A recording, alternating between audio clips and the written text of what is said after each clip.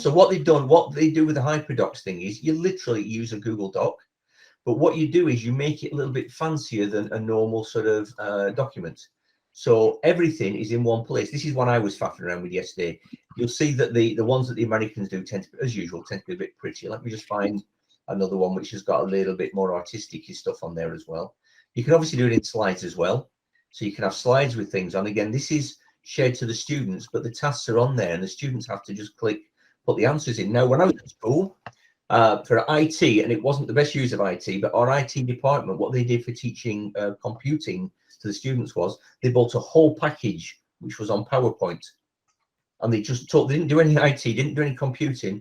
The students would go and open the PowerPoint up, and they'd have questions on one slide. They put the answers on the next, questions on the next slide, answers on the next, and they'd fill them all in. But then they'd have to download them or save them, and then send them, email them to the teacher. This was before Google was around. Email them to the teacher, and it was, they never got marked by anybody.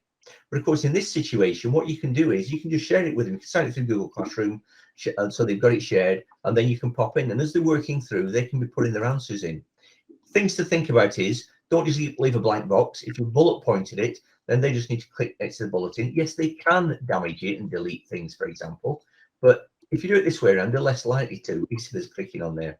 But it means you can actually start to give them things on a sheet which they can write on the sheet, and you make it more interactive. And basically the idea is you're sending them to different places as well. So if I pop back into this one, for example, this is one on the website, and this is the teachers, I think they call it Teachers Help Teachers. And this is where you can actually just get copies. Teachers can upload them. So if I make a copy of that one, obviously it doesn't break theirs. I get my copy in a second when it comes up, and there's my document. So I can now share it with my students, and it will link to various things. And like I said, yeah, it is true that the students can delete things, etc., because they are just hyperlinked as a word on there. Obviously, if it goes to Flash, it doesn't help very much as well. They're probably both Flash things. I would have thought those two. They've obviously got Flash installed somewhere over there at the minute, but it goes to different experiments. You can ask them to do different things. There we are, there's a little game for them to do, a little periodic table one. I might actually use that one because I'm teaching this tomorrow with some students. But it means you can build a whole lesson in a single document, and that lesson can include information for the students. It can link to websites, it can link to other things. So I started doing one on COVID, and of course the nice thing as well is, as it's a document, if you want to, you can put your headers in there, so you can click on the left hand side to your little menu. I just put the number 1 and 2 in there. So first of all, introduction, and obviously there you have an introduction that could be text, etc., and then signs and symptoms.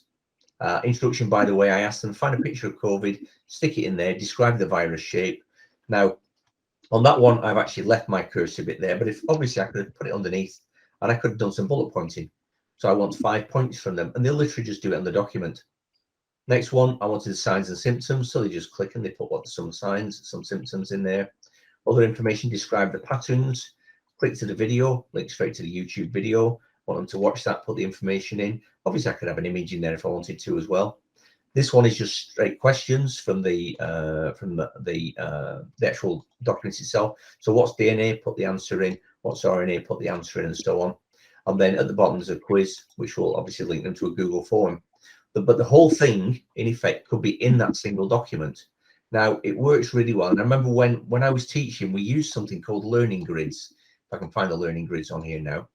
And the learning grids were basically, that's the one. If this is the one, was something like this. Now, what we wanted is we didn't want students. Having said that, we didn't want to. It was nice when you're teaching in school to get students to make notes and copy things from the board, because it kept them quiet for 20 minutes and you can have a cup of coffee or something like that. I'll edit that bit out as well, obviously. Oh. But the nice thing is, or the bad thing about that is, it keeps them quiet, but then you find the learning's not there, because they'll be copying things, but they'll be staring out of the window and, you know, this sort of thing, not really listening or daydreaming and etc. So what we did was we put together some learning grids. And these learning grids, we had a textbook at the time, could be a website, but we had a textbook. And in that, it identified what the objectives were. And what we went through was we went through the contents of the couple of pages in that textbook. And we basically put together questions, key things from it. So define energy. They obviously had a definition in there, so they had to put the definition in there. Getting energy. And in the book, it would have identified 2 things for getting energy, which they had to transfer into here. So, and they weren't allowed to copy and paste, by the way. This originally was on paper. So they were writing it on paper. Obviously, now we can do digital. but you can get the key things in there, but you can send them to look in the text for these key things. In effect, what they're doing is basically answering questions. That's all they're doing, really. But because it's in this format, even my lower ability kids who were a bit unmotivated sometimes, because they didn't have to do lots of writing, didn't have to do lots of note making, they didn't mind doing this. They could find all the bits, and they worked in partners sometimes to help themselves do it. And then they got the answers in. And then what we tended to do at the time was, on the board, we would put up the sort of mark scheme for it, which I have got. I might not have on this one. Just see if I've got it there. Is that the one? We put up the mark scheme for it, and the mark scheme was basically a PDF one we put on the board, which was like that with the answers on, and then they could mark each of them and tick them off. So this HyperDoc sort of thing is very, very similar to that, in that they're working on that document. You have the document there, they put everything in that place. Now, again, what we did as well, this was before Google Forms was as they are now, we actually put full exams on the document. And that was where we would have the question on there. We'd have a space in a different color for the students to write their answers. And then we'd have a space at the bottom under that with a different section in a different headed color for the feedback as well. So you could do that. Helen's just saying my lesson is all hyperlinked. Excellent to what I want to see. So you just tell me. All right, you tell me what it is. Brilliant. But what's nice is you're doing that. And it works so well. You put it like this. When you say do a task sheet, Nancy says that, oh, that's right, you're just talking to each other. That's all right. I don't mind. So you can actually do it like that. And the actual website, like I said, is, I'm doing slides, whatever, but the actual website is Hyperdoc Academy. And I've got that, I'll link on here for that as well. I'll put that in the chat in a minute. But it's this Hyperdocs Academy. And with the Hyperdocs Academy, it's just called hyperdocs.co, you can do your lesson searches.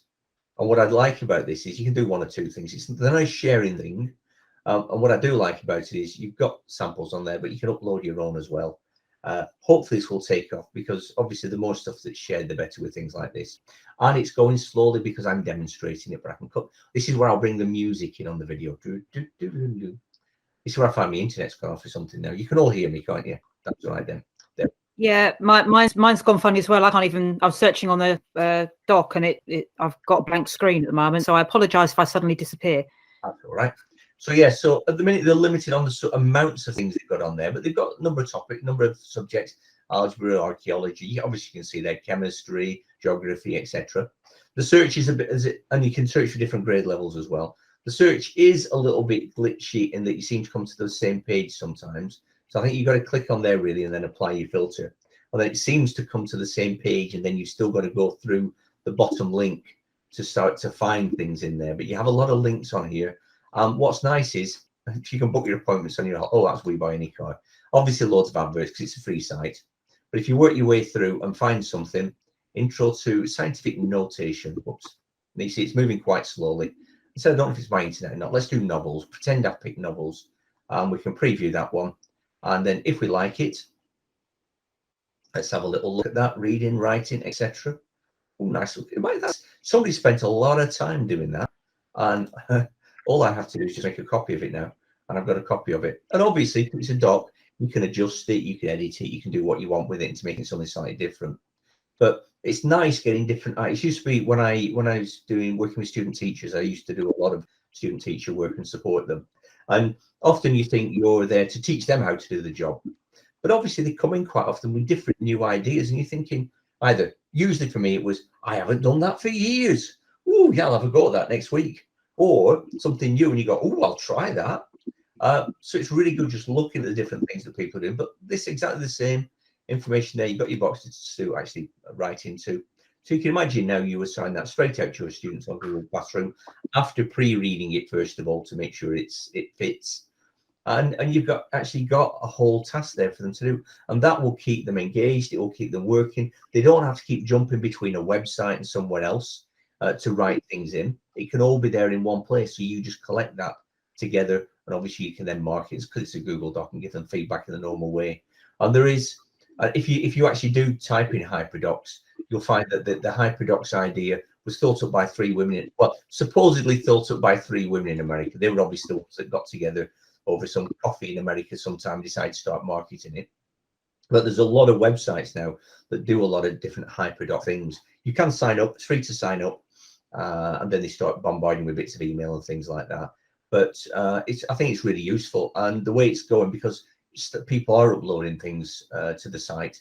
Before long, you're going to have a real nice sort of resource bank of things, which are not like the odd worksheet. I mean, I don't know if you use Test very much for downloading worksheets, but obviously Test has become very monetized now, and it does tend to be the odd worksheet. But something like that, you've got a task that could keep people going for quite a long time and really engage them, simply because of the fact you can link to your videos, you can link to pictures, they can put pictures in there, they can write on there, you can have different sections on it. And they do get a little bit, as they tend to in America, if I can find on one of these slides, where they look at the 3 parts of learning and what you should be sort of looking at, well, like you're exploring, you're explaining, and things like that. So they do tend to get a little bit into that, which I suppose at the end of it, you understand why it's there and what it's all about. Oh, that's mine, isn't it? But my main thing really was to get the kids engaged and actually get them really focused on things and basically working. This is the one that'll come up now. Again, it takes a second to load up. It is a website, it's a Google site, but then it's embedded into it. So as you know, it does take a second sometimes to load up.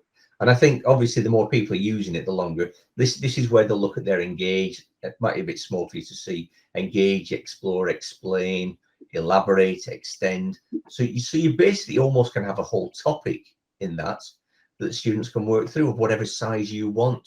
So for example, if you're an ESOL and you want to get them to look at a particular thing in the local environment or national or something like that, you can actually split it up into different sections for them. So you do a bit of scaffolding with it, split it up so that you can actually get information in there, but you can get it from lots of different multiple sources. And you end up with a lovely document that you can give them feedback on and straight through Google Classroom. Any questions on that?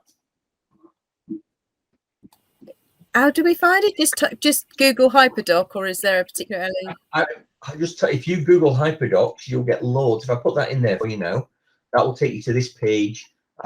This is where they go into things like the growth mindset and all this sort of thing as well. So it's quite an educational site, but that's the home page. But yeah, all the things are down here, and the HyperDocs are in there as well. But it does other things like professional development. The HyperDocs section's there.